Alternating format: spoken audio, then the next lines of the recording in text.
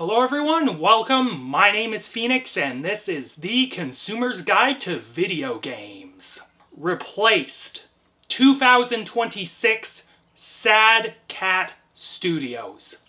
Replaced is a side-scrolling action platformer game. Taking control of a man named Warren Marsh, Marsh is an analyst working with the Phoenix Corporation's highly advanced artificial intelligence known as Reach. However, a catastrophic malfunction occurs while Marsh is working, and Warren's mind fuses with Reach. To make matters worse, the police start hunting Warren down. With no choice, Warren must go on the run, all while trying to find out how to undo this process before anything worse happens. This is a game I bought on a total whim because it looked cool. Gotta say, I'm loving these spur-of-the-moment viewing and playing decisions that I've been making because Replaced is a pretty damn good platformer.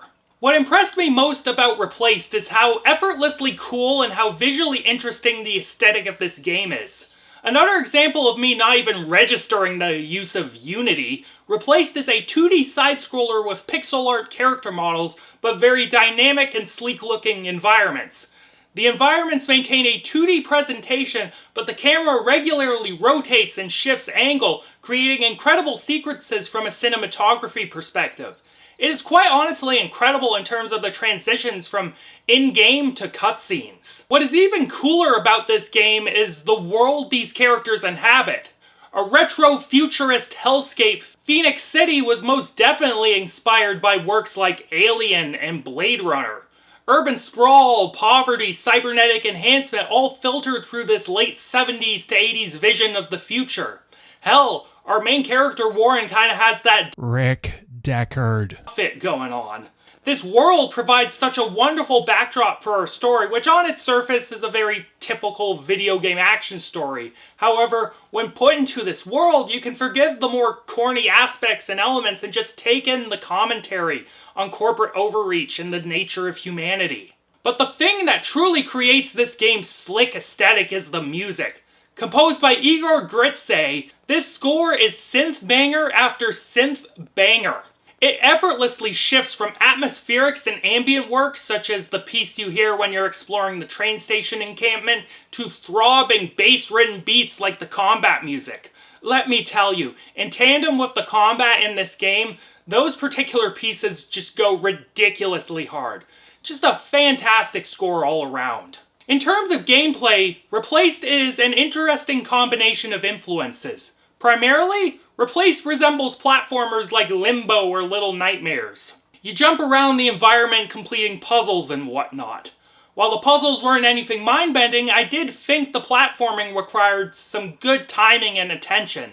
Some of these set pieces could bust your balls at times. When you reach the train station city, you can actually engage in some side quests and play mini-games that resemble old arcade games, but presented as like corpo propaganda. I thought it was cute that there was like a corpo sponsored version of Frogger and Space Invaders and whatnot. Like, that's cool. But what makes this game interesting is its incorporation of a crude version of the Arkham combat system.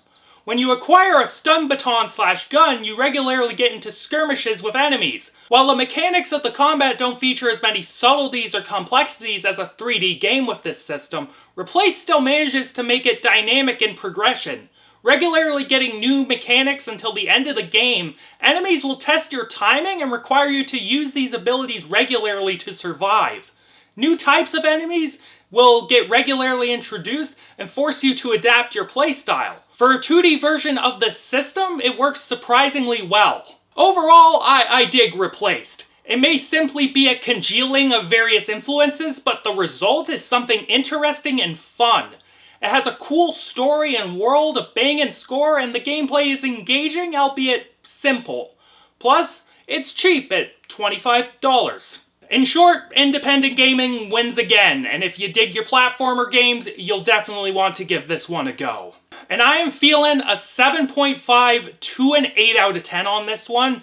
I think it's a little closer to an 8 than a 7.5, but we'll see where it lands for sure when I revisit the game later on. Catch you later, guys!